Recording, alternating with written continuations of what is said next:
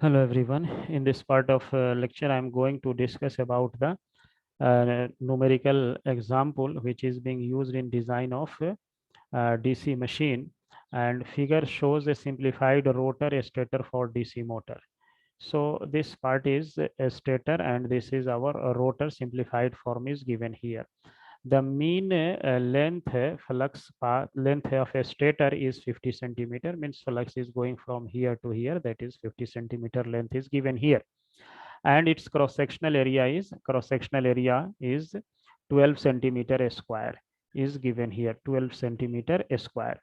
The mean path length of rotor mean path length is given as 5 centimeter, and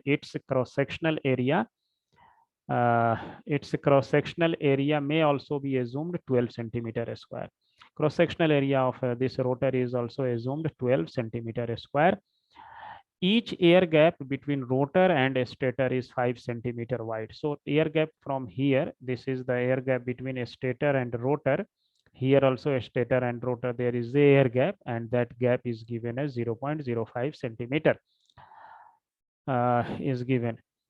Cross-sectional area of each air including fringing is given as 14 centimeter square. So cross-sectional area include here, and including fringing is also given. Fringing, that problem has been discussed. I will share its link here also, what is the fringing effect. So this effect is also given, and area due to the fringing increases, and 14 centimeter square is given here. The iron core has a relative permeability 2000 is given here, and there are 200 turns on the winding. Here 200 turns are applied on the core. If the current in the wire is adjusted to 1 ampere, suppose here current is going to be 1 ampere, what will be the resulting flux density in the air gaps? So air gap, we have to find out the flux density in the air gap. So let us see how we will do this problem. This problem is very interesting problem that can be solved by using the flux and core property that we will see here. So let us see how we will going to solve this problem. So here we can see very easily that this circuit N into I can be replaced by MMF, that is called magnetomotive force. Then reluctance of the stator, this is our stator,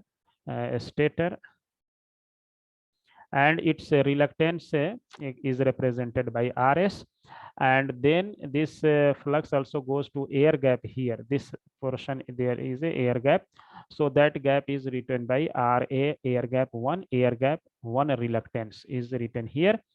And this is the reluctance of the stator. In same way, there is a rotor also, and the rotor reluctance is written by RR. In the similar way, we can also write the reluctance of the air gap 2. Here air gap 2 is given, and that reluctance we can write it by reluctance air gap A2. So now we have to solve this problem, means how much flux density will be there in the air gap, so that a 1 ampere current can flow and go to the this coil, and flux will be produced, and all data is given here. So we need to find out these 1 2 3 4 parameters first. So I'm just going to write here the reluctance of a stator. I'm going to write it here, reluctance of a stator, which will be equal to length of the stator divided by mu r into mu naught into area of the stator. This thing we have to write. Everything is given here. Length of a stator is given 50 centimeters, so it will be 0.5 meter divided by relative permeability is given as 2000, and mu naught value we know already, 4 pi into, it is a fixed value, 10 to the power minus 7, then multiplied by our area of cross section, which is 12 centimeter square. So converting it into meter, so it will be 0.0012 meter square. So after solving this, we will get the value which is equal to 166,000 ampere turn per Weber. So we have find the reluctance of the stator. So reluctance of the stator is now known to us. I just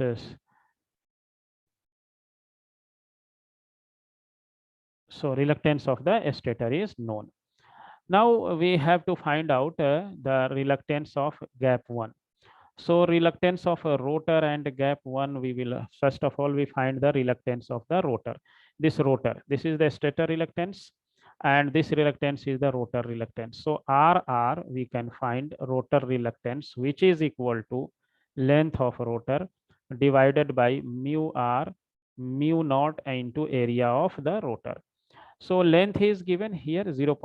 Here it is given 5 centimeters, so it will be 0.05 meter divided by mu R is again given as 2000.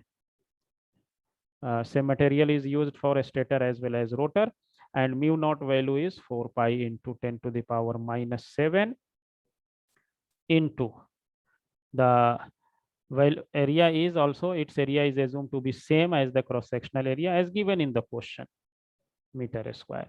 So after solving this, we will get its value, which is equal to 166,000. It is given as ampere turn per Weber. So it is given like this. So rotor reluctance is calculated, and stator reluctance is also calculated. So I am just taking it with different color to encircle it. So rotor reluctance is now known. In same way, a stator reluctance is also known here. Now we have to find out the reluctance of the air gap, reluctance of the air gaps. So here there is a 2 air gap. So we have to find the reluctance of each air gap. So to calculate the reluctance of the air gap means this portion here is a air gap. So I am going to find the reluctance of air gap. So there are 2 gaps. So we have to find the reluctance of each gap.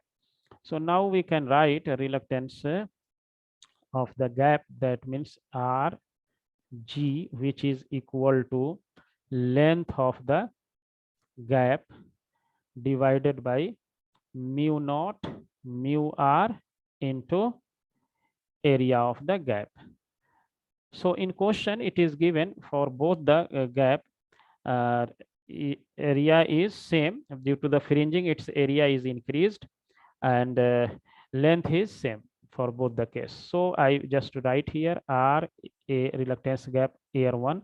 So length is 0.0005 meter divided by mu naught is 4 pi into 10 to the power minus 7 into mu R will be 1 for air gap, and area has been increased here. It is 0.0014 meter square. Due to the fringing effect, this area has been increased. So after dividing it, we will get this value will be equal to 284,000 ampere turn per Weber. So we can see here very easily that the reluctance of gap is more than the reluctance of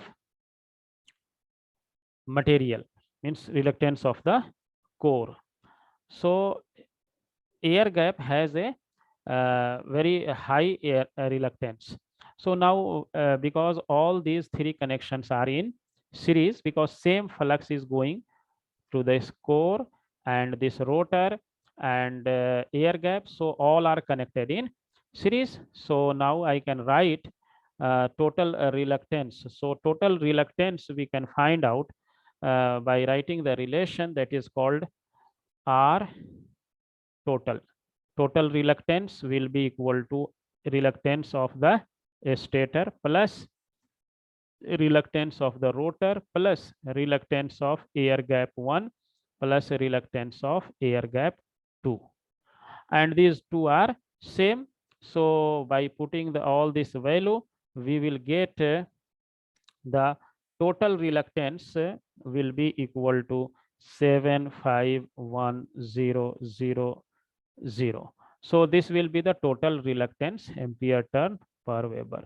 So this in this way we have got this value by stator, rotor, and gap 1, gap 2. Actually, this gap 1 and gap 2 is given here. So we will putting all this value and we will get the reluctance.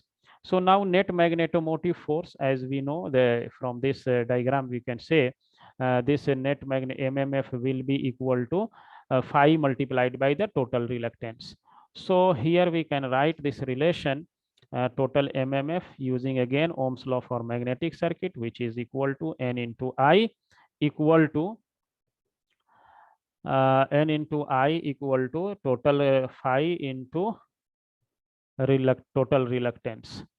So this value N into I, N is given 200, I is given as 1, and phi we do not know, we have to calculate, and total reluctance is 751,230.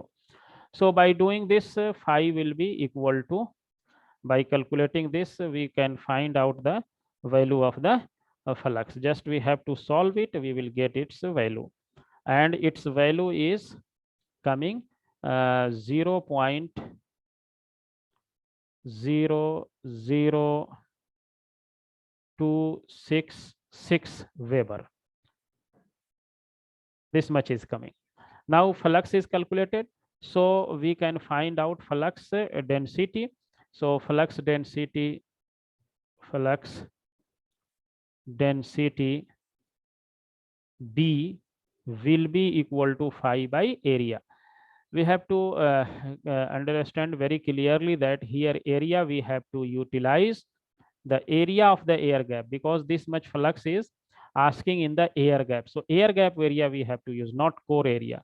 So air gap area is 0.0014 meter square, including the fringing. So 0.19 Tesla it is coming. So our problem is now solved. So this much flux density will be available in the air gap.